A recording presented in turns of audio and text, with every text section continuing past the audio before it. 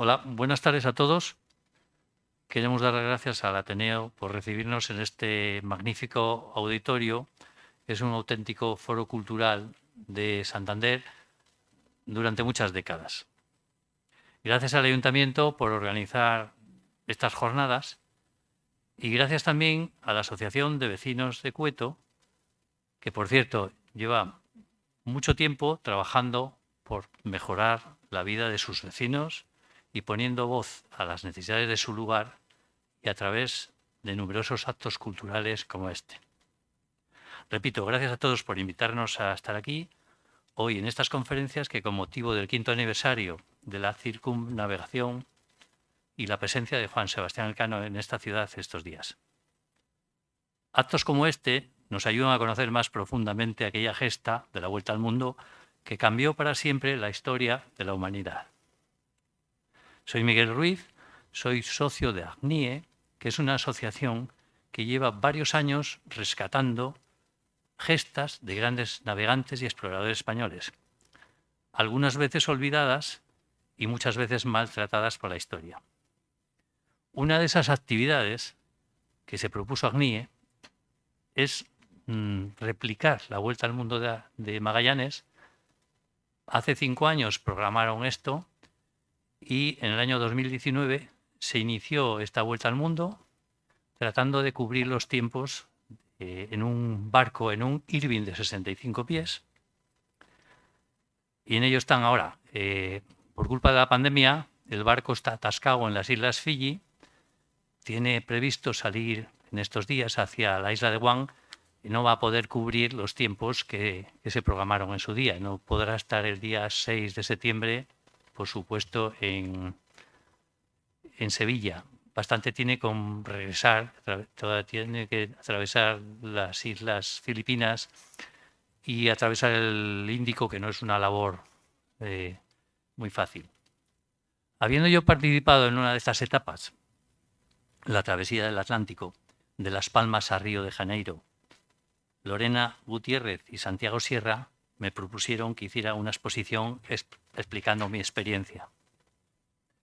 Yo pensé que por sus conocimientos marinos, militares e históricos era más apropiado que lo hiciera nuestro invitado de hoy, que fue segundo a bordo y compañero mío de travesía en la etapa que yo participé con arribadas en Fernando de Noroña, Recife y finalmente Río de Janeiro.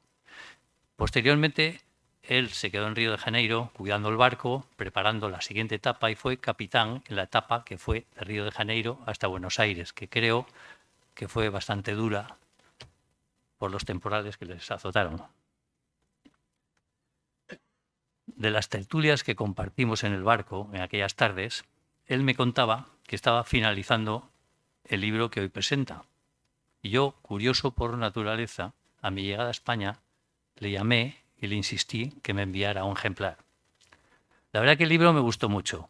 Es un libro en el que después de leer unas pocas páginas quedas enganchado a la historia de un chaval que, sin pretenderlo, la vida le empuja a enrolarse en la expedición de Magallanes. Y es a través de sus ojos donde vamos conociendo este viaje de los otros, los que no volvieron, que tan mal han sido también tratados por la historia y como tantos y tantos hechos de gestas de navegantes y exploradores como hemos mencionado en ACNIE.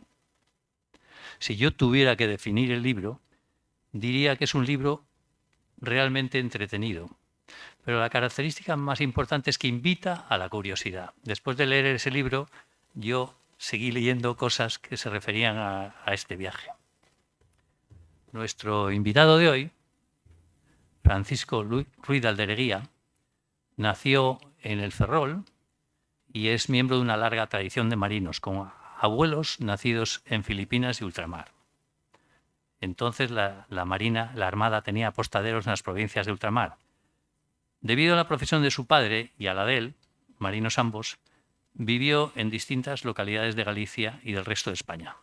Ferrol, Marín, Tui, Vigo, Baleares, Cádiz, Cartagena, Madrid y otros más temporalmente, nunca más de 2 años en cada lugar. Su vocación y devoción le han inclinado por las cosas de la mar, del sentir gallego, la historia y las humanidades. Ingresa en la Escuela Naval de Marín en 1969, tras 5 años de estudios y dar la vuelta al mundo en el buque Escuela Juan Sebastián Elcano. Fue la primera vuelta al mundo que dio el buque después de la Guerra Mundial, en los años 1900. Pues él participó como guardamarina durante 9 meses. Luego él conoce bien el barco que nos ocupa en estos días. Desempeña distintos y diversos cargos embarcado en oficial de submarinos. Bueno, él me he saltado que obtiene el grado de alférez de navío en el Cuerpo General de la Armada y tiene la especialidad de submarinos, guerra electrónica, comunicaciones y otros cursos nacionales y de la OTAN. Desempeña unos años, creo que fueron 8 años, embarcado como oficial de submarinos, destructores y corbetas. Y en tierra como profesor de la Escuela de Suboficiales de la Armada. Por último, el Estado Mayor de la Armada y en el Estado Mayor Conjunto de la Defensa es representante de España en la Agencia de Radiofrecuencias de la OTAN.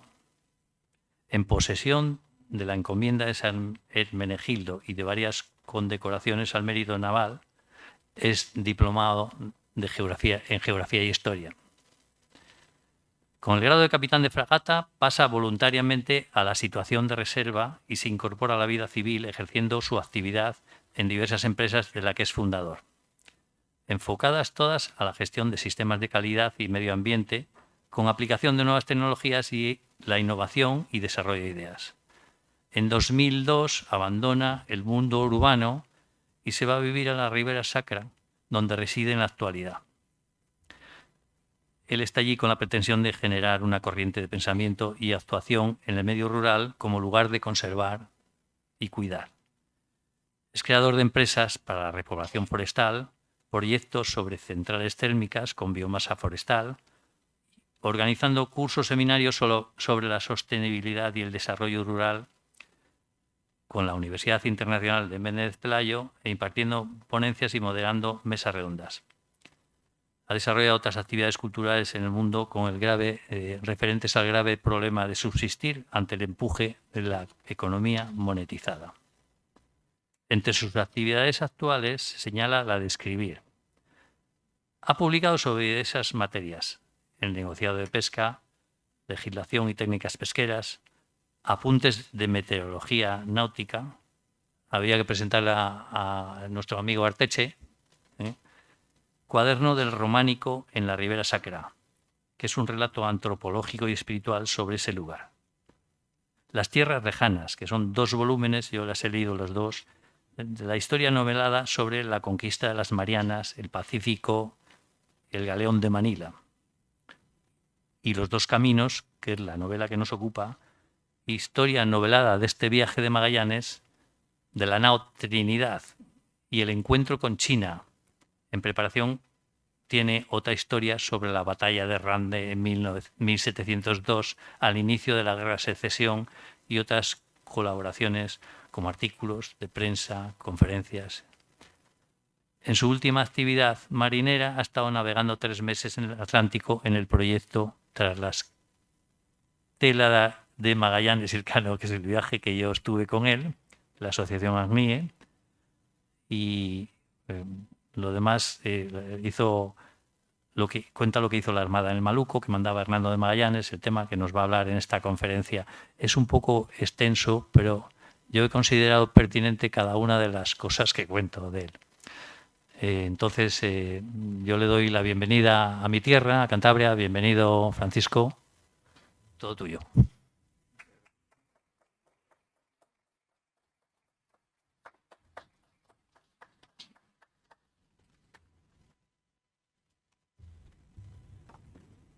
Pues muchas gracias, Miguel. Da gusto tener un amigo que te presente con estas características tan buenas. Por supuesto, me sumo a los agradecimientos que hace a la Asociación de Cueto, al Ayuntamiento, al Ateneo y a todos ustedes que están aquí presentes hoy para escucharme. Esta conferencia o presentación finaliza un ciclo de 4 conferencias que hemos estado hablando sobre el viaje de Magallanes. nos vamos a pisar, como se dice vulgarmente, la manguera unos a otros. Yo voy a contar algunas cosas que ya han oído los que han asistido a las otras conferencias, pero quizá les va a llamar la atención que a veces voy a decir cosas distintas de las que dijeron los otros.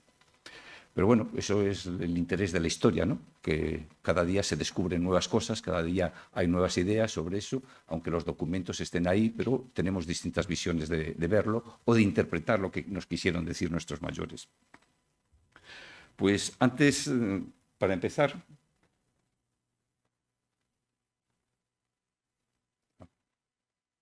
todas las plumillas y todos los dibujos y planos del libro son hechos por mí también. Esto es un dibujo también. Voy a hacer una pequeña introducción a lo que fue el viaje de Magallanes. Y voy a seguir una especie de guión, porque si no, como dice mi mujer, terminas hablando de los godos. Es el problema de que cuando uno quiere expresar con tanto vehemencia sus vivencias o sus descubrimientos, pues entonces empieza uno a enrollar, por decirlo así, y no sé dónde termino, como dice eso, a los godos. Procuraré siempre volver a Magallanes y a esta trayectoria. Bien, pues cuando Colón sale a sus 4 viajes, lleva cartas de sus reyes, o sea, Isabel y Fernando católico, para los emperadores de Zipango y Catay. Son lo que hoy llamamos China y Japón. Nunca las pudo entregar a sus destinatarios y nunca reconoció que había encontrado un nuevo mundo, porque si decía que no había llegado a Oriente, a las Indias, que era lo que buscaba, era su fracaso. Él buscaba las Indias fabulosas, descritas por Marco Polo, por Joan Montecorvino y Giovanni de la Piana. Serán nombres que no le suenan, pero fueron 2 obispos en 1260, o sea, a mediados del siglo XIII, en Pekín. Eso quizá no lo supera, porque las comunicaciones con Oriente estaban abiertas. Gengis Khan había conquistado toda Asia, todo Oriente prácticamente, y Gengis Khan era un bruto, hablando con palabras sencillas. Pero su nieto, que se ha instalado en Pekín, ha sido conquistado, el conquistador ha sido conquistado por la cultura milenaria de la China. Y Kublai Khan, por eso hablan siempre, ir a ver al gran Khan, Kublai Khan es el nieto de Gengis Khan y ha pedido conocer la religión cristiana y ha mandado emisarios a Roma para que le manden obispos. Entonces los franciscanos son los que ocupan y están unos 60, 80 años en Pekín, hasta que cambia la situación política allí y se tienen que ir porque bueno, pues les empiezan a prohibir, a tener problemas.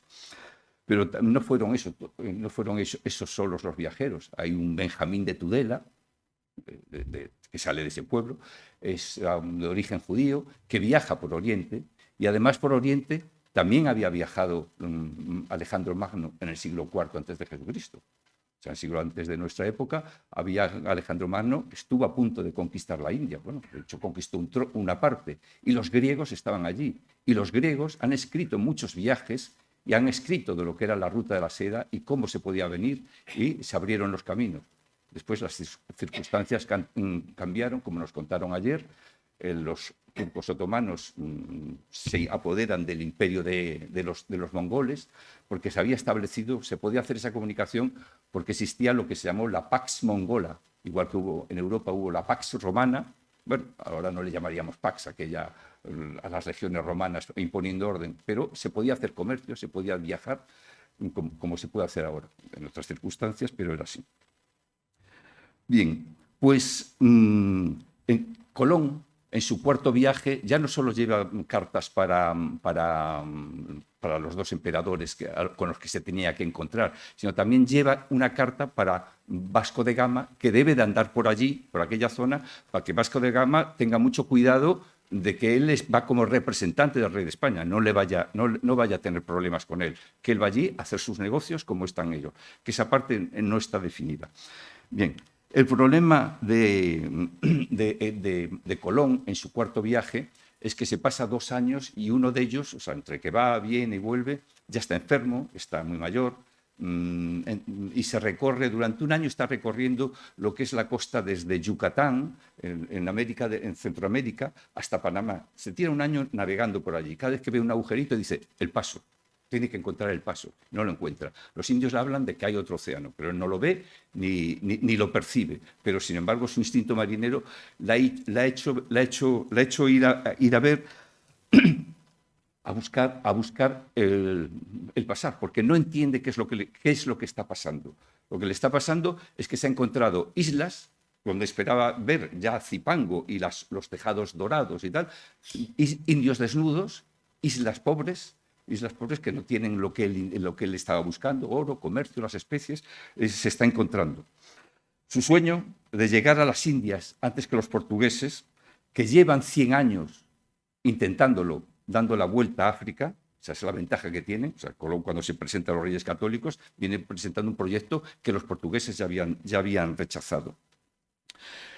Él, cuando vuelve, ha fracasado. La reina se muere, él llega en noviembre, y la reina Isabel se muere, que era su valedora principal, se muere en ese mismo mes. No puede contarle sus penas y él se morirá, no pobre, como dicen las crónicas a veces, o dicen alguien, no, se morirá más que pobre, enfermo y triste, porque ve que lo suyo, que no entiende lo que ha pasado. Ha inventado unas teorías religiosas sobre el paraíso terrenal y tal, o sea, ha perdido un poquito la cabeza.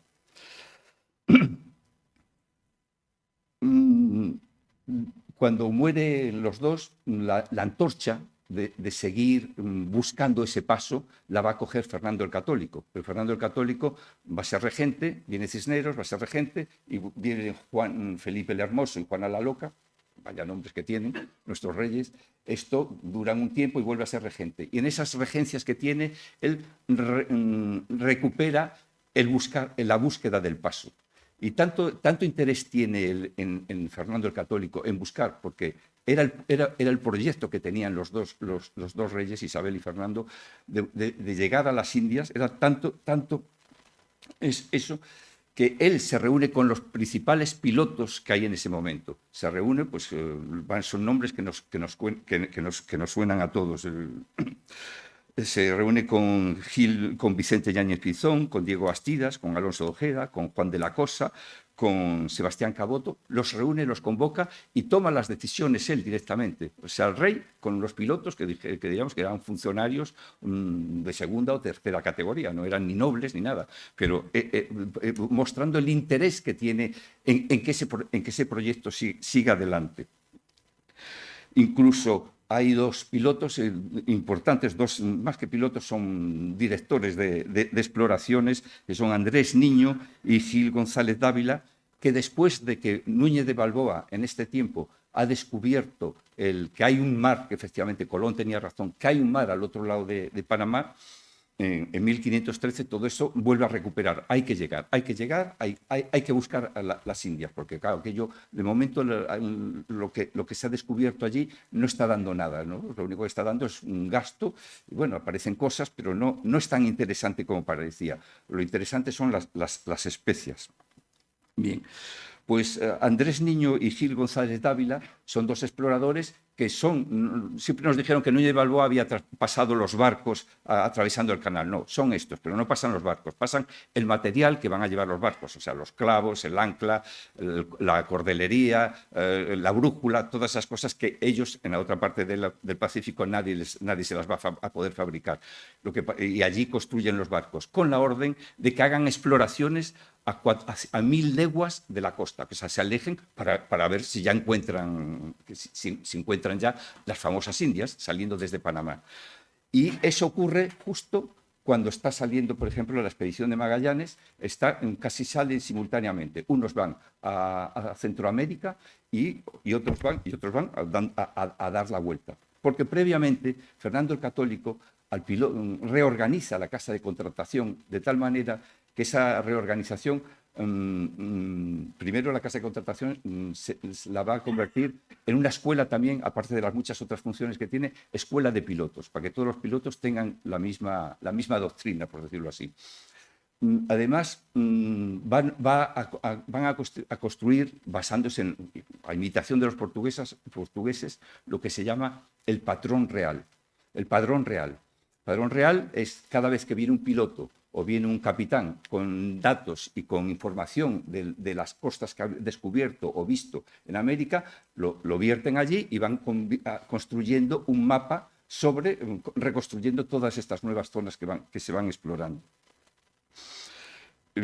Pues todas estas exploraciones que les encargan a todas estas personas, a las que he dicho, Vicente Yáñez Pinzón, Diego Bastidas, ellos empiezan a recorrer el Golfo de México, descubren Florida, descubren lo que es la costa de Brasil, y hay a uno que Fernando el Católico, antes de morir, que era precisamente el primer piloto, el piloto mayor de ese momento, que es Juan Díaz de Solís, le encarga que vaya a la espalda de Castilla del Oro. Castilla del Oro la han llamado a todo lo que es el Istmo de Panamá, porque allí ha aparecido oro, bastante, no mucho, pero suficiente, para que se le ponga ese nombre. Que vaya a la espalda. Entonces, Díaz de Solís sale con 3 barcos, empieza a navegar hacia el sur y llega a un sitio, esto es un secreto que los portugueses tienen muy guardados, que se llama el río Jordán.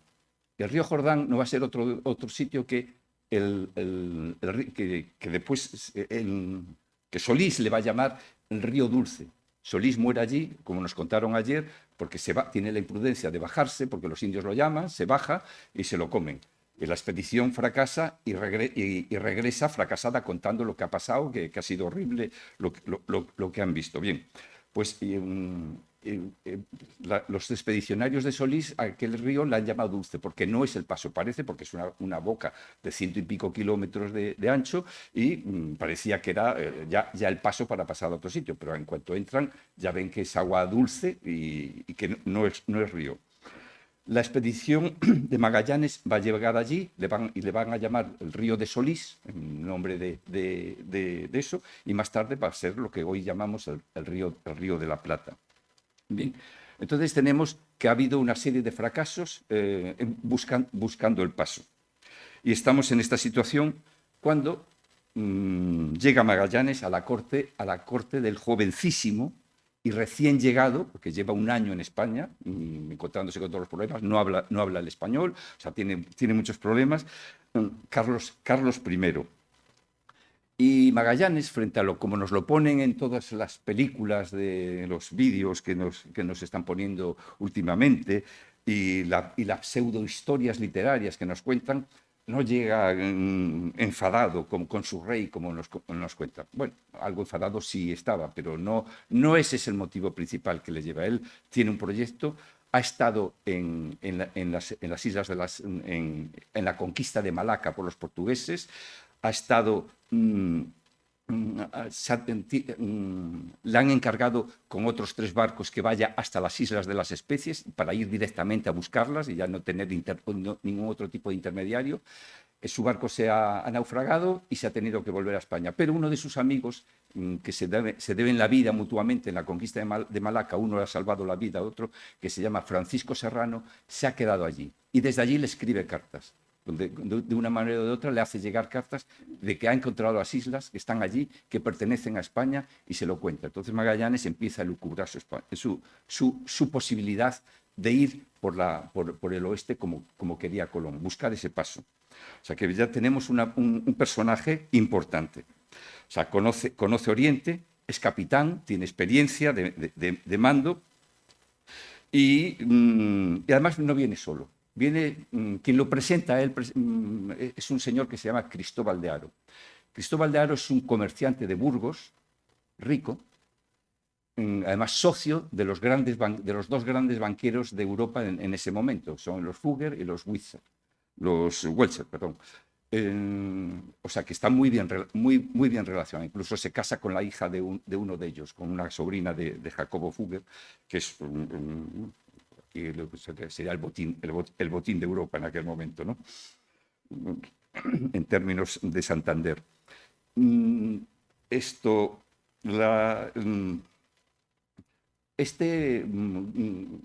Cristóbal de Haro es el que ha patrocinado esa expedición secreta que ha llegado hasta el Río de la Plata. Él, por su cuenta, con los portugueses. Y esa es una expedición que hay muy pocos datos porque la ha pagado él. Tanto es el interés que tiene. Cristóbal de Haro tiene muchos barcos que van y vienen ya a Malaca a coger especias y a traerlas. O sea, se está como forrando, sencillamente. Y con la gran ventaja que ha llenado de factores, o sea, que son los jefes de esas factorías que ha ido poniendo, que le van informando de todo lo que hay, de toda la experiencia. Factores y espías, podríamos llamarle, que después se los va a dejar a Carlos I para que le informen de todo lo que quiera. O sea, va a ser el que le dé dinero, el que le deje dinero al emperador y el que le ponga toda la información que necesita y todos los barcos que quiera, porque los tiene. Cristóbal de Haro no está muy contento tampoco con el rey portugués, porque el rey portugués ha tenido unos combates con los musulmanes en el Índico y le ha requisado unos barcos y no le quiere pagar las pérdidas que ha tenido o el alquiler de esos barcos de guerra. Entonces no está muy contento. Y los Fugger tampoco están muy contentos, porque están invirtiendo en expediciones para las Islas Especias. Y claro, los portugueses tienen ¿cómo se llama? El monopolio de las especias. Les interesa que haya otra nación también para competir y para comerciar. O sea, estamos en esa situación del interés. También es verdad que Magallanes no llega solo, llega con un piloto que en Portugal no está tan bien considerado porque no interesan sus conocimientos. Y sus conocimientos son muy importantes. En cuanto pasamos del hemisferio sur, solo se sabía poner la latitud, o sea, la distancia al Ecuador, ¿no? Lo que es la latitud, observando la polar. Eso ya lo hacían los griegos, observar la polar. Pero Rui Faleiro ha ido más. No es él el inventor, pero él ha elaborado unas tablas bastante exactas de la declinación del Sol. Luego ya pueden encontrar la latitud sabiendo la declinación del Sol. Observan el Sol a mediodía y saben en qué punto está. Pero a los portugueses no les interesa mucho que ese conocimiento de la latitud por la declinación del Sol, por el Sol, se sepa, porque ellos, su ruta van tirando para abajo por África y siempre saben, lo tienen todo lleno de factorías y siempre saben por dónde andan y por dónde navegan. Solo dan el salto hacia la India, que sube por Mozambique hasta arriba, después lo veremos en el mapa mejor, sube hasta Mozambique y es un viaje que no necesitan gran navegación de altura. Pero si nos vamos a meter en un posible mar o en un sitio donde no sabemos lo que hay, saber la situación es importantísimo. Por eso Rui Faleiro está, como si dijéramos, poco considerado en Portugal. Lo tienen así, bueno, además no está muy bien de la cabeza, de hecho, por eso esa es la justificación que tienen para quitarlo del proyecto. Pues, y además Rui Faleiro también lleva un proyecto que va a ser encontrar algo que no vamos a encontrar hasta finales del siglo 1790, hasta del XVIII, que es en la latitud, saber en qué longitud estamos. Primero, no se sabe porque no se sabe cuánto es la dimensión de la Tierra.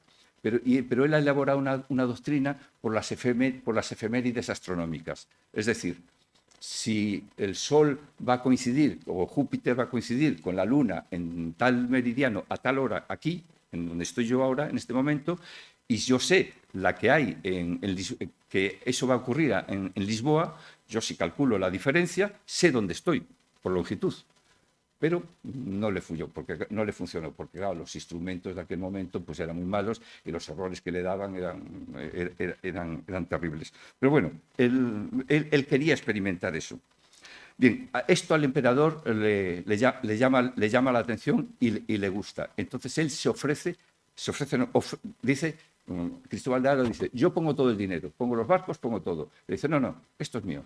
Yo voy a hacerlo. Después le dejó pagar un trozo cuando había como dijéramos, los flecos que quedaron de la expedición fuera del proyecto inicial.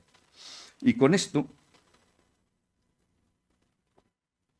porque el emperador lo que estaba buscando era la financiación para ser nombrado en sustitución de su abuelo, que se había muerto hace unos meses, su abuelo Maximiliano, que se había muerto para ser el emperador del Sacro Imperio Romano Germánico, lo conseguirá mientras los barcos están navegando, lo conseguirá y volverá a España coronado emperador de Europa. Se resuma el sueño de Carlomagno de unir la cristiandad bajo la cruz y la espada, ¿no? Ese era el sueño un poco imperial que tenía eso.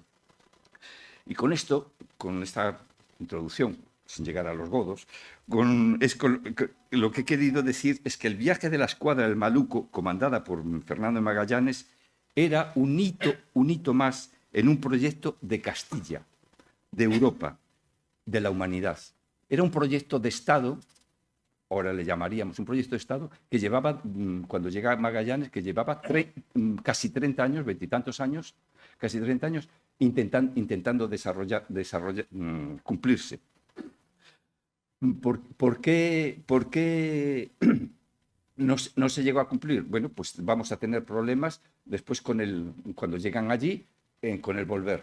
No se cerrará este ciclo hasta que Miguel López de Legazpi, en el año 1565, o sea, 45 años más tarde de la expedición de Magallanes, el emperador rey Felipe II le diga al virrey de Nueva España: busca una persona capaz para que vaya a Filipinas y nos asentemos allí, porque el empeño de este proyecto de Estado de la monarquía española era llegar a las Indias. Solo se consigue cuando Legazpi llega, se instala en Filipinas, y un piloto que ha ido en una de las varias expediciones que han ido y no han sabido volver, va a volver, se llama Andrés Urdaneta, va a volver y va a hacer el viaje, el tornaviaje, o sea, la vuelta por el Pacífico desde las Indias, que esto es en lo que me voy a centrar, en esos fracasos que hubo que no nos permitía volver desde la otra parte.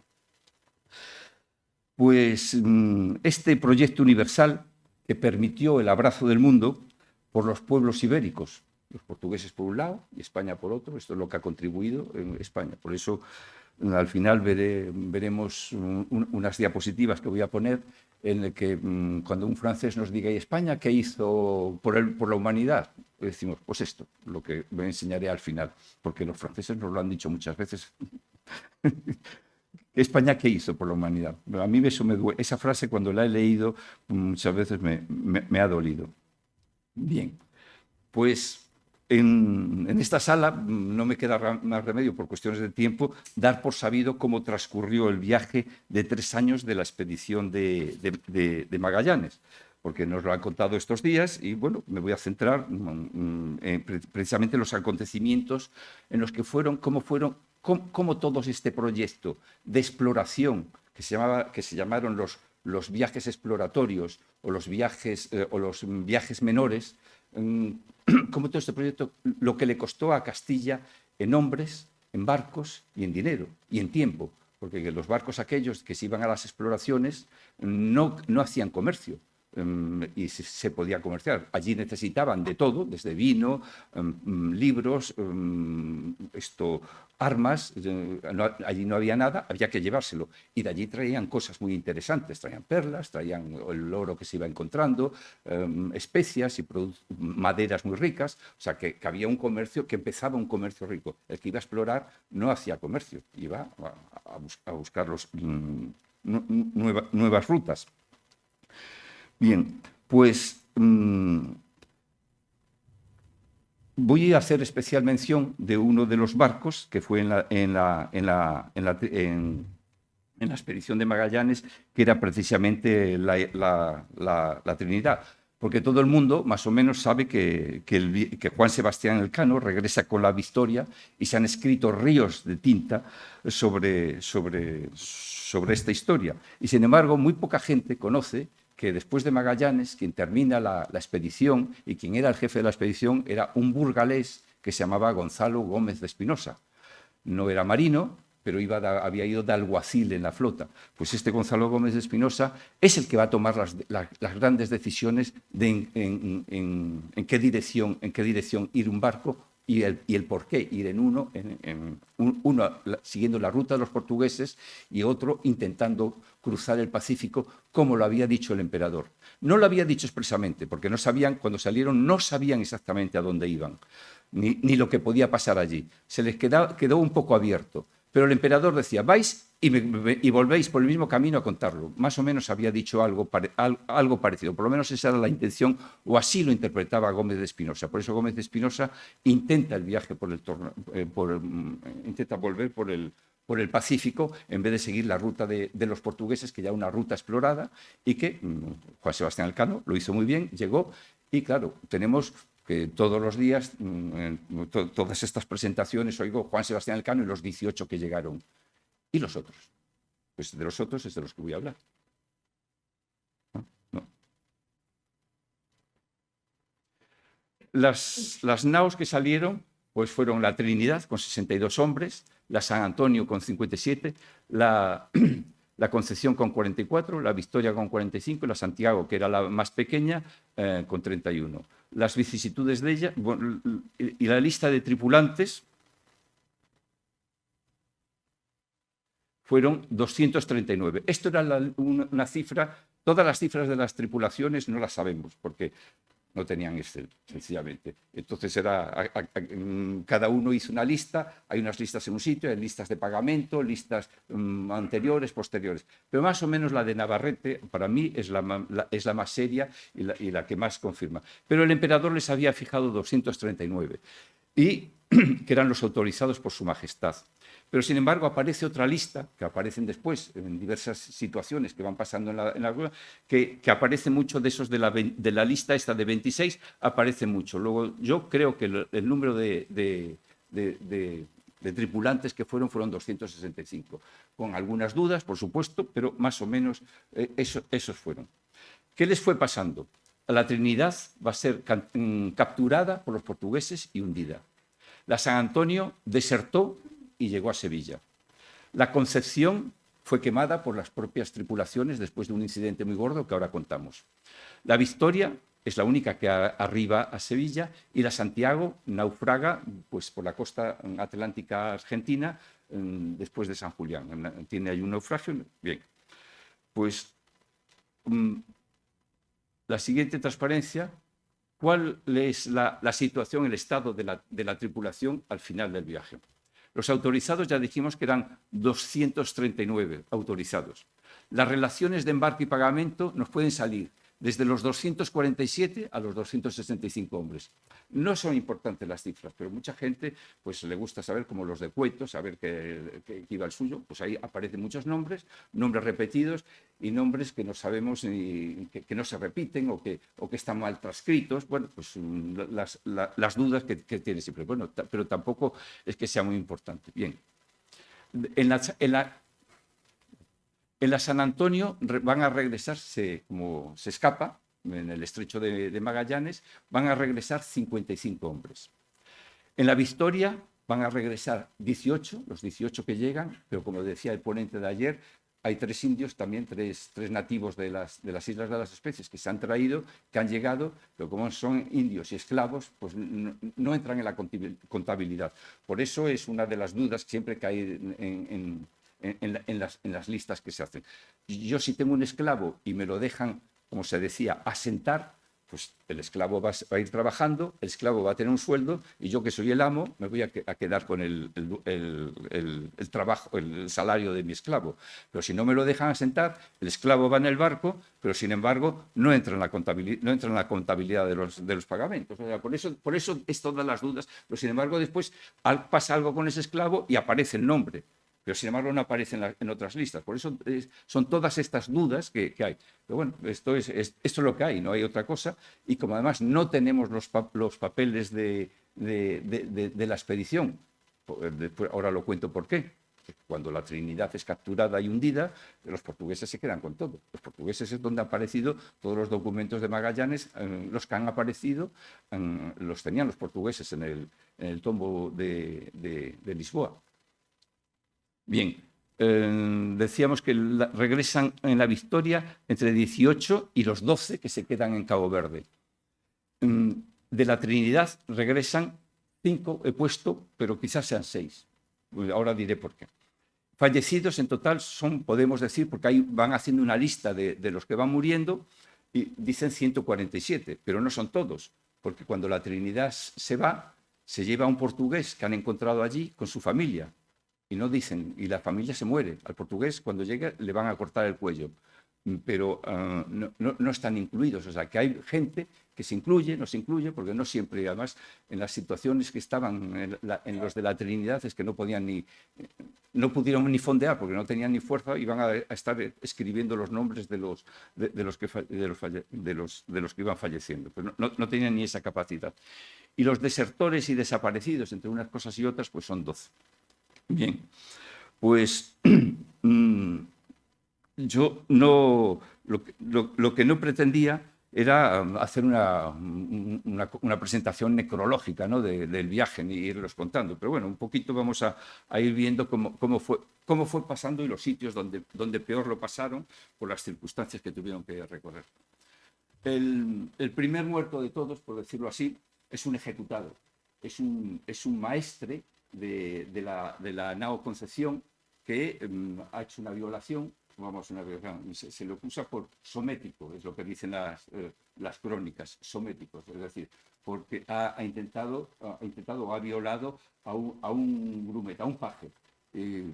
Magallanes se entera y decide que lo va a ejecutar. Hay un conflicto.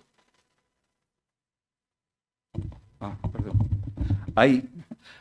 Hay un conflicto con los capitanes, que ya venía el conflicto desde que salieron de Sevilla. De hecho, el rey Carlos I ha tenido que llamar la atención por carta a alguno de los capitanes que han nombrado. Dice, usted vaya y respete a su capitán, porque se le están enfrentando ya antes de salir, está teniendo enfrentamientos. Enfrentamientos que veremos cómo se desarrollan. Bien. En este tiempo, desde la salida de Canarias, donde meten a más gente, todos de tapadillo, por decirlo así, porque el emperador había dicho, y Fonseca estaba vigilando, que 239, pero hay un momento que meten a los 26 esos que aparecen extras. Al maestre este, que era un genovés, cuando llegan aquí a Santa Lucía, que es Río de Janeiro, ellos le han cambiado el nombre de Río ¿saben qué es Río de Janeiro? Porque allí uno de los pilotos tiene un hijo, un piloto portugués que se llama João Carvalho, que será uno de los jefes de la expedición. João Carvalho tiene allí un hijo con una india. Los portugueses han estado allí y le han puesto el nombre de Río de Janeiro. O sea, que han llegado a esa bahía, han llegado en el mes de enero, ya de hacía unos años. Y han instalado allí factoría. Y Magallanes, por no tener conflictos con los portugueses, la rebautiza y dice Santa Lucía. Bien, pues en Santa Lucía o Río de Janeiro ejecuta y mete al hijo de João Carvalho, un muchacho un indito de 8 o 9 años que entra de paje en la expedición. Luego, esos de los 265 que él dije antes, son 266 que se incorpora, pero uno se resta porque acaban de ejecutar al maestre. El siguiente conflicto gordo es precisamente aquí, en la bahía de San Julián, cuando hay el motín de sus capitanes, y Gómez de Espinosa, que aquí aparece su nombre, Gómez de Espinosa, con una táctica que organiza Magallanes para luchar contra los 3 barcos que se le han sublevado, mata a uno de los capitanes, o sea, lo degüella allí, las dotaciones se quedan un poco asustadas, hay cañonazos entre los barcos que se pelean hasta que Magallanes establece el orden. Y allí ejecuta al otro capitán y al capitán que iba como veedor y como persona conjunta en el mando, o sea, que era alguien que habían nombrado para que fuera al mismo nivel que Magallanes. Lo que pasa es que Magallanes dijo, no, yo soy el capitán general y aquí no tengo que compartir con nadie las órdenes. Lo deja allí con un cura que ha incitado al motín. Ahí se le queda eso. Muere un maestre en ese enfrentamiento, o un maestre que lo acuchillan también, morirá. Y ese maestre, antes de morir, cuenta que el cano lo ha estado intentando convencer de que se pasara a la expedición. El problema que tiene Magallanes es que tiene a 40, hace un juicio y va a tener que castigar a 40 de su gente y sobre todo que son los mandos y son los oficiales. Decide perdonarlos y seguir la expedición. El siguiente incidente es un poquito más abajo de San Julián, cuando pasan el invierno. En San Julián están 6 meses por el invierno austral. Cuando salen, la nao Santiago se hunde, ahí solo se muere uno. El siguiente incidente grande es pasando el estrecho, que es una maravilla. El paso del estrecho es un paso muy difícil, que nadie entiende cómo tardaron solo 40 días en explorar, investigar y cruzar el estrecho. Nadie a vela, y en esa época ya no lo pasó nadie más.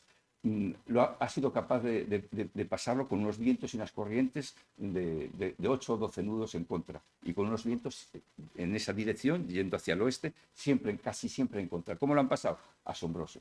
El caso es que aquí la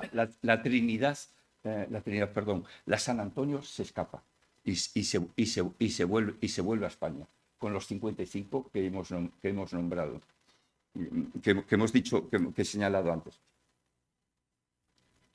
Con esos 55 debe de haber un conflicto, porque en las listas dicen posiblemente volvió en la San Antonio. ¿Por qué dicen posiblemente? Porque, claro, venían, que había habido un motín, se habían escapado de las órdenes de su capitán general, que era Magallanes, y la justicia podía decir, ¿y por qué no os sublevasteis y quitasteis al capitán que se amotinó, que era un piloto portugués, además amigo de Magallanes? Lo dejó tirado. Pues ahí hay otra desestabilización en los nombres, porque eso no sabemos qué fue de ellos, si llegaron o no llegaron. Dice, posiblemente llegó en la Trinidad, porque no se sabía dónde aparecen esos nombres, y no fueron a cobrar ni nada, salieron corriendo sencillamente, no fueron a pagar su sueldo porque habían desertado, y el juez los iba a investigar a ver qué había pasado. Magallanes, después del motín de San Julián, le sale muy bien la jugada, porque cambia a los 3 capitanes españoles y pone a su primo, a su cuñado y a otro capitán que ha perdido la nave, que es de su cuerda. O sea, ya va Magallanes con los 3 barcos que son de su cuerda, y se mete a cruzar el Pacífico. El Pacífico, Magallanes, cuando entran en el Pacífico, no se puede creer que aquello sea tan grande. No se lo puede, no le entra en la cabeza, no estaba en eso. Y entonces empieza a poner nervioso. Y entonces él sabe que las islas de las Especias están casi en el Ecuador, un poquito más abajo, unos minutos más abajo del Ecuador.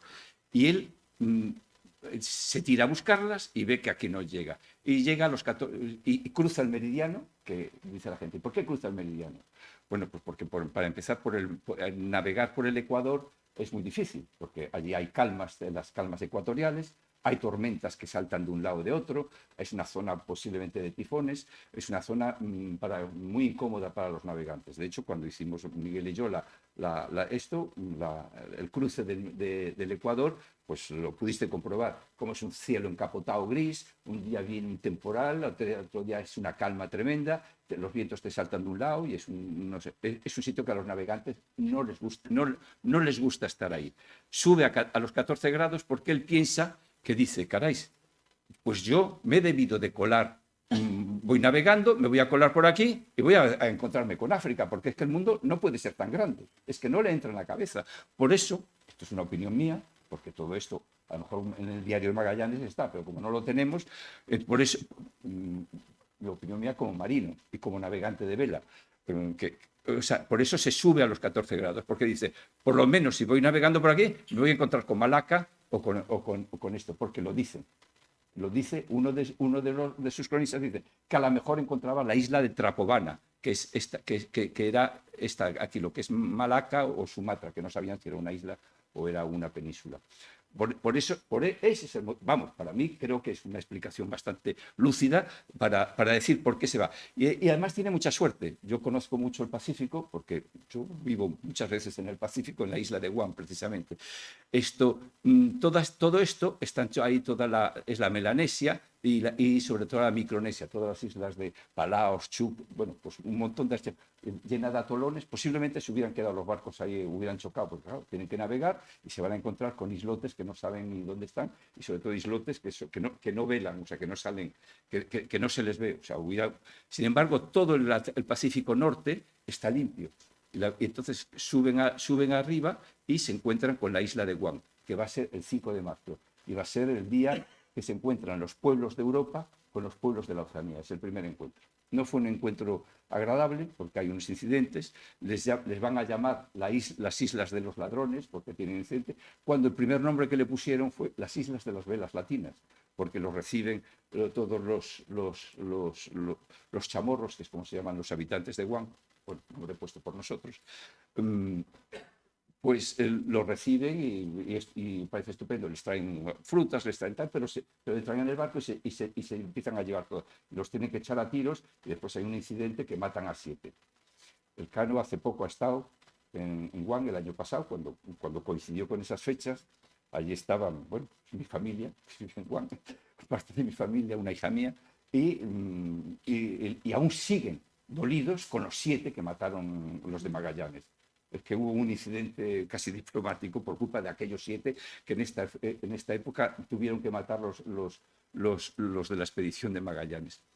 Bien, el problema es que se han salido de aquí, están fatal de víveres, porque aquí pues, han comido mucho marisco y algas verdes de mar, pero han salido y se van a tirar 3 meses y 20 días sin tocar tierra, sin ver tierra siquiera. Han visto 2 islotes que no han podido ni acercarse. Pesca, no hay pesca en muchos sitios, a no ser que sean las rutas o los bajos de las islas. No han podido comer y empieza el gran problema. O mal de Angola.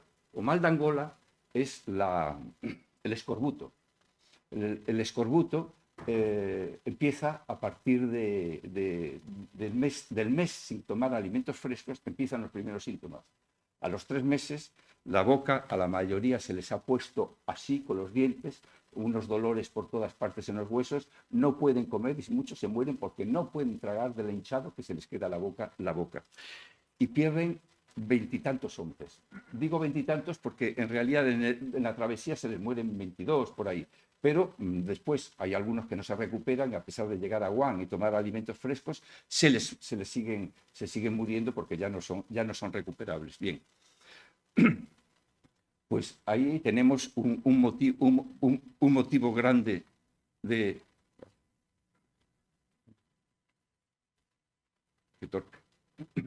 Un motivo grande de muertes. El siguiente paso después de Guam, donde ellos han muerto algunos por la enfermedad esta, llegan a lo que es el sudeste asiático. Llegan a las islas de San Lázaro, que son lo que llamamos las Filipinas, también las islas de Poniente, como las van bautizando, y llegan a la isla a la isla de hoy, Cebú. Se llamaba casi así, con una geografía muy parecida, Cebú. Cebú, el rey cambia el nombre hasta la isla, le va a llamar Castilla, Nueva Castilla o algo así. Esto se hace cristiano, pero Magallanes comete una imprudencia. Se va a castigar a un reyezuelo que es rebelde, que no se quiere someter a la obediencia del rey de Castilla, comete la imprudencia, salta a tierra y... entre los muchos expedicionarios que va un tal Cristóbal Ravelo, que parece que es hijo de Magallanes, hijo ilegítimo, vamos, hijo natural de Magallanes, y que era un chico valiente, joven, lanzado, se lanza contra los indios. Magallanes sale detrás de él a intentar protegerlo. Los nativos se dan cuenta de que es el jefe, se lanzan a por él, matan a Magallanes, en total en este incidente mueren como unos 11, con los heridos que hubo después, pero tienen que salir corriendo y el prestigio de los españoles que habían llegado y parecían los invencibles se ha caído de repente, ¿no? Y el rey de Cebú, bueno, deciden irse de allí porque nombran nuevo jefe de la expedición, que va a ser el cuñado de Magallanes, Duarte Barbosa, y un español que se llama Juan Serrano. pero el indio, el rey cristianísimo, como le llamaban, que era el nativo, el Masagua, les dice, no, no os vayáis, que yo os tengo que dar un gran convite, que os voy a hacer los regalos, que quiero que le mandéis al emperador. La gente se extraña un poco, pero empieza a decir, es que sois cobardes, no, hay que demostrar que son nuestros amigos. Y les hace lo que se llama la traición de Cebú. La traición de Cebú es que los invita a comer y durante la comida mata a 20 y tantos, los asesinan allí. Los barcos que se quedan con la gente que estaba de guardia en los barcos salen corriendo y mueren los dos jefes de la expedición nombradas, o sea, Serrano y Duarte Barbosa, bueno, perdón, mejor estoy corriendo mucho, pues salen y nombran a un tal João Carvalho, otro portugués, vuelve a tomar el mando de la expedición. Pues este portugués tienen que quemar la Concepción, la queman ellos porque ya no tienen gente para manejarla. O sea, todas las pérdidas que han tenido, pues queman el barco que está en peores condiciones.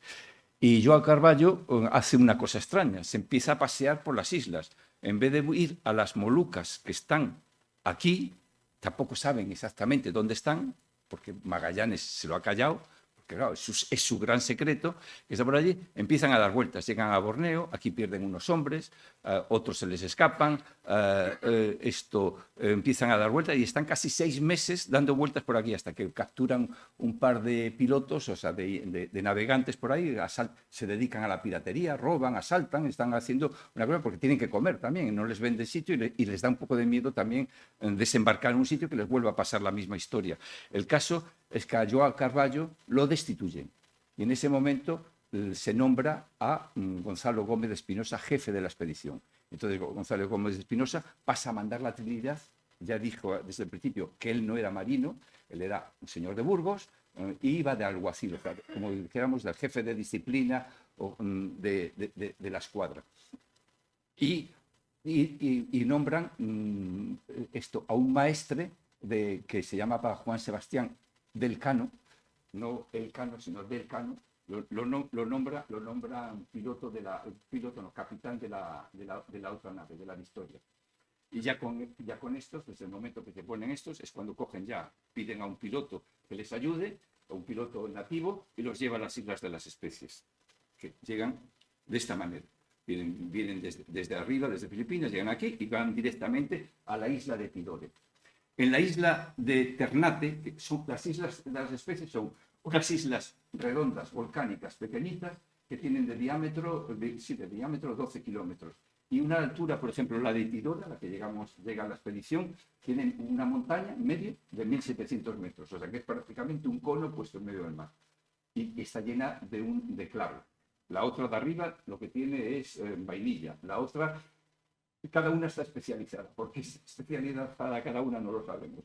Pero cada una tiene un producto. Bueno, pues en Tidore son muy bien recibidos por el reyezuelo de Tidore.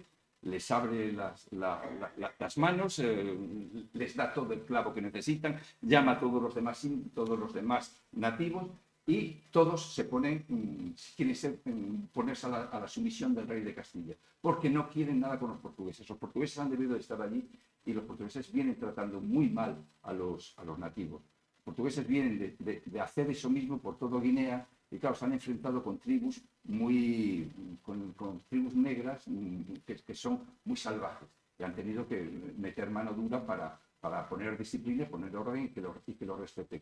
Pero aquí son ya pueblos que están más civilizados, por decirlo así, que ya no son tan violentos como pueden ser no son pueblos salvajes, quiero decir. Pues se ponen pues cargan el barco, son unas relaciones estupendas, deciden dejar a 4 hombres, porque aquellos pasa a ser de la corona de España, se han tomado posesión, se dejan a 4 hombres para que aprendan el idioma, para que aprendan lo que hay allí, o sea, bueno, pues, y se van. Pero no, se van bajo unas condiciones, pero les avisan este portugués, que los portugueses tenían unas figuras que se llaman el ansao. Lanzao era un portugués que ha ido allí y se ha escapado del estado da India, o sea, ha dejado de pertenecer al virrey. Está haciendo negocios por su cuenta. A los portugueses, a la oficialidad portuguesa no le gusta eso, que sean unos individuos portugueses que estén comerciando por su cuenta y estén haciéndose ricos por su cuenta. Y este portugués, Alfonso de Lorosa, es el que les explica lo que pasa con los monzones y les explica que hay una flota portuguesa preparada que va a venir a buscarlos. Y por eso tienen prisa en salir.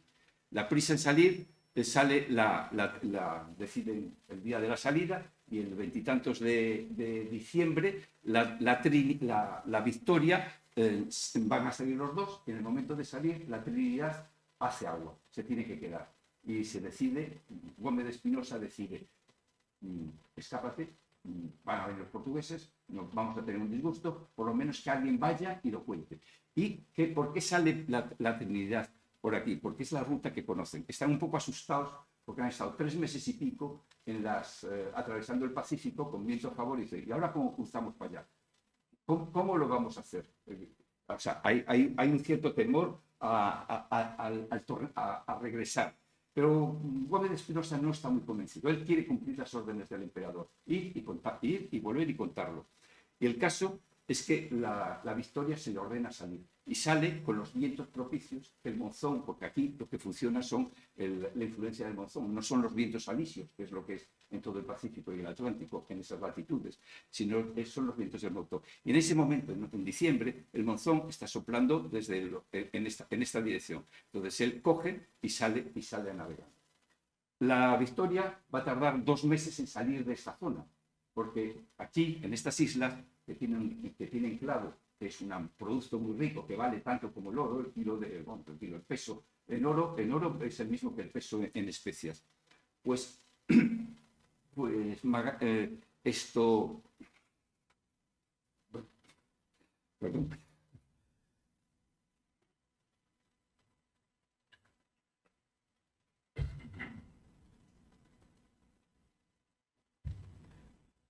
Pues con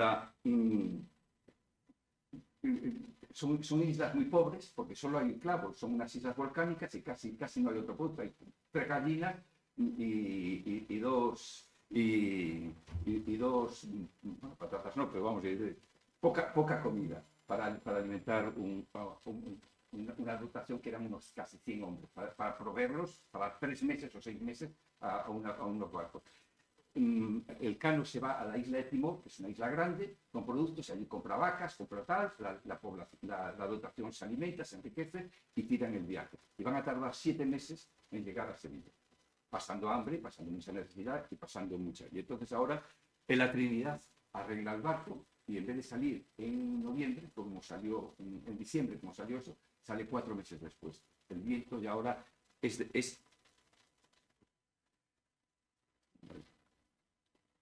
el viento ahora es en otra dirección. El viento lo tira, empuja para allá en ese momento. Y sale entonces el 6 de abril, salen de las islas, van recorriendo y empiezan a hacer el viaje. Este viaje es el que hacen. Salen con muy pocos víveres, salen más hombres que la Victoria, porque la Trinidad es más grande. Y además salen con el portugués ese que se quiere escapar, quiere salir de allí con su familia, con su mujer, que es una indígena.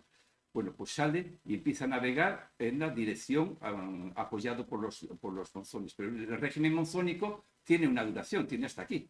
Aquí, a partir de aquí, ya la influencia del continente asiático ya no es eso. Son los alisios los que empieza a tener y se empieza a encontrar vientos de proa. De tal manera que no le queda más remedio que ya no puede navegar hacia el este. Porque él, Gómez de Espinosa, calculan que van a llegar a Castilla del Oro y tiene casi la misma distancia que va a hacer la Victoria volviendo a Sevilla. O sea, atravesar el Pacífico va a ser la misma distancia pasando por África del Sur, o sea, dando la vuelta a África, va a ser casi la misma distancia. Y ese es su proyecto. Total, que se tiran, empiezan a subir para arriba, pasan aquí por unas islas que las reconocen como las Islas Marianas, o sea, las Islas de los Ladrones que habían visto antes, islas pobres en general, que no tienen mucha comida, ni nada, no pueden coger nada y empiezan a subir y aquí al llegar a esta latitud les coge un temporal que les destroza el barco, pero les deja el barco hecho, les rompe el palo, les rompe los dos puentes, el puente de proa y el castillo de popa, los deja y deciden volver. Y a partir del momento que empiezan a volver, empiezan las muertes. Y si el Cano tuvo 15 muertos en el viaje para allí, aquí tienen 37 muertos. Solo llegan, de todos los que salieron, llegan 7 meses después, llegan a la isla, vuelven a la isla de Tidore, lo que es asombroso, que sean capaces de encontrarla con los instrumentos de navegación que tenían, que llegan a la isla de Tidore. Y se encuentran, pues eso, entran por esta parte, como lo he dibujado aquí, y fondean por aquí. Llegan tan destrozados, tan cansados, que solo llegan 20 vivos, 20 personas vivas, de los 50 y tantos. De esas 20 personas, solo hay 4 o 5 que pueden echar el ancla, pero no tienen ni fuerza ya. Entonces echan un rezón. Saben que cuando venga un poco de viento, se va a llevar el barco. El barco está en unas condiciones pésimas. Y el caso es que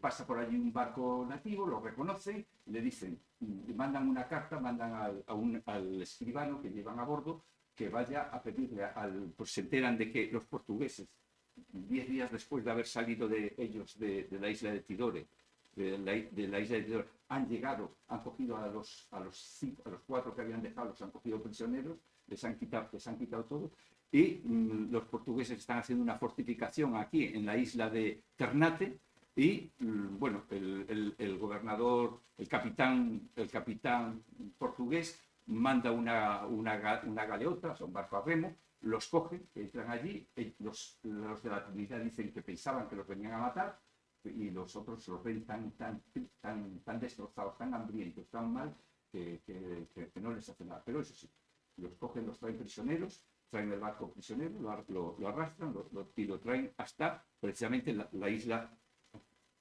hasta la isla de Ternate. Lo dejan allí y ellos caen prisioneros, los 20 que quedan, más los 4 que habían dejado, que los tenían entre ellos. Y los empiezan a someter a malos tratos. A malos tratos porque están deseando que se mueran, que se acabe aquello. Y el capitán de Brito escribe una carta diciendo que los va a colgar, pero se entera en ese tiempo de que la reina Leonor, la hermana del rey, se va a casar con el rey, la hermana del rey español se va a casar con el rey portugués. Entonces en la carta es muy curiosa porque dice, y pensando que a lo mejor no parece muy bien que yo les corte el cuello a estos, yo se los mando a usted. Entonces los coge y los remite. Cuando el monzón lo permite, los remite hasta Malaca. Y llegan allí. Van moviendo por el camino y los tienen. Primero 6 meses encerrados en una isla. Otro tiempo en Java, hasta que llegan a Malaca. En Malaca los tratan mal.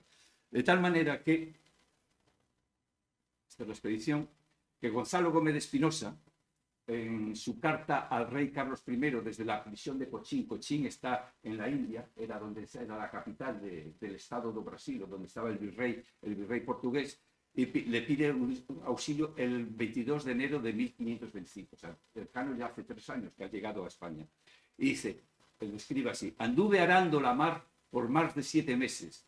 Y cuenta a continuación que cómo se le destrozó el barco y tal. Y dice, y de 21 hombres que estábamos en Maluco, por falta de comer y por irlo a buscar, íbanse los míos con los juncos y navíos de la tierra. Claro, aquí no les dan de comer, se les están muriendo, están prisioneros, les han amenazado varias veces con cortarles el cuello, no lo han hecho, pero han ido cayendo uno detrás de otro. Esta carta llega a España, que la trae un capitán Taimón, que era criado de doña Leonor, la princesa española que se va a casar con el rey de Portugal.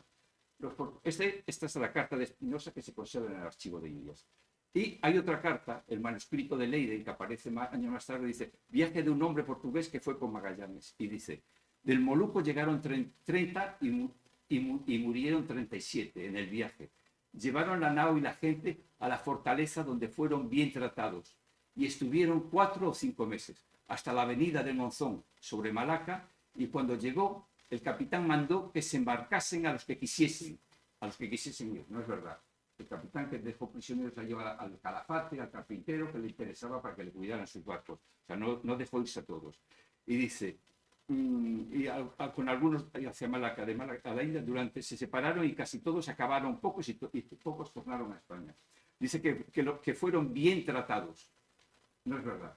En la carta de Espinosa, la que puse antes, Espinosa le escribe al rey y dice, nos han tratado, o sea, nos han matado de hambre, nos han amenazado, nos han hecho de todo, nos han tenido prisioneros, nos han tratado peor que el rey moro trata a los cautivos cristianos en Argel. O sea, ese es el comentario que le hace. Luego, bueno, pues estas son las disquisiciones. Los portugueses dicen que los trataron muy bien y nosotros decimos que no fue un trato muy bueno, que digamos.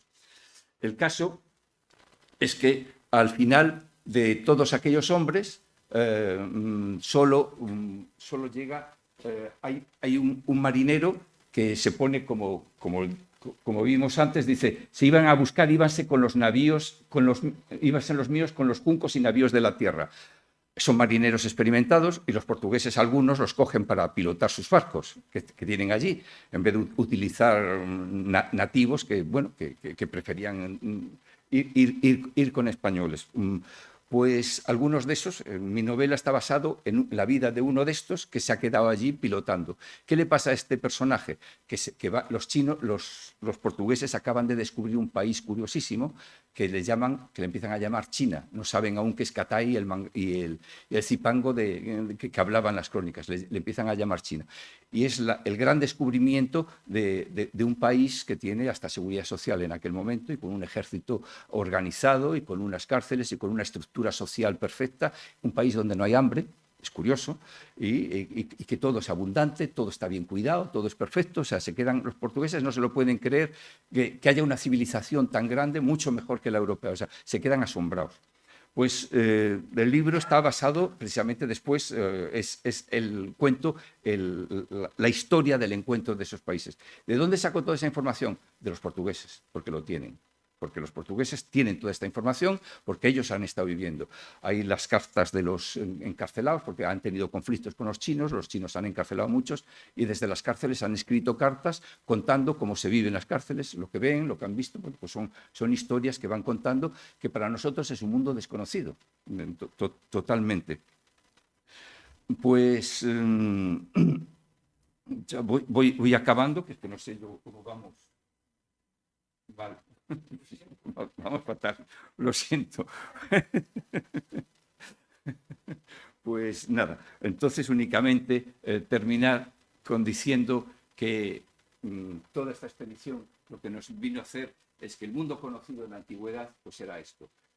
Conocíamos África, conocíamos los griegos, ya nos hablaban de Arabia, nos hablan de la India por Carlomagno, nos hablan de China, nos hablan de los viajes de Milcón al norte, y con Cristóbal Colón, este fue el mundo conocido por Cristóbal Colón, que fue el Atlántico, un nuevo mundo, y con Magallanes descubrimos que la tercera parte del mundo es un océano, en el que de esas islas que se ven ahí, a este tamaño no se verían, todo sería azul.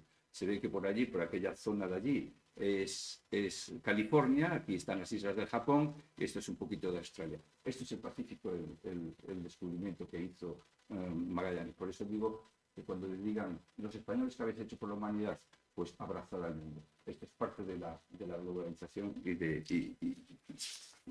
lo que tenemos. Pues como me he pasado un poquito de hora, les pido disculpas.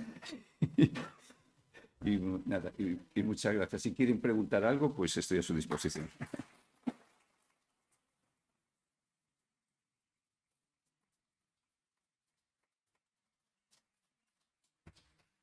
Si hay alguna curiosidad especial, la contestamos o la contesta Francisco. La verdad que vamos muy mal de hora y esto sí tiene un... por favor. Muy buenas. Mi felicitación porque interesantísimo todos los datos. Estoy contentísimo de haber asistido a estas conferencias y sobre todo de saber lo poco que sabía y que tengo mucho que aprender. En la pregunta es en la casa de contratación hubo un personaje que se llamó Sancho Ortiz de Matienzo, que fue el albacea también de Fernando Magallanes. Y la contratación de todo el personal, pues parece que pasaba porque era el tesorero, el secretario, en fin, ¿alguna información sobre ello? Bien, muchísima. Pero lo que pasa es que sí, esto es una historia interminable. Sí, pudiera decir. Sí, Matienzo después pasa a ser secretario del emperador, o sea que Matienzo es una persona muy, muy importante en lo que es la casa de contratación. Pero no sé de dónde quién me hizo la pregunta, de dónde está. Perdón. Sí, por eso me estoy dirigiendo hacia allí, no sabía. Bueno, le contesto. Pues bien, era un funcionario, un alto funcionario de la casa de contratación, pero ahí siempre en el libro siempre hablo de la larga mano de Fonseca. Fonseca era el factotum, Fonseca es el que organiza todo.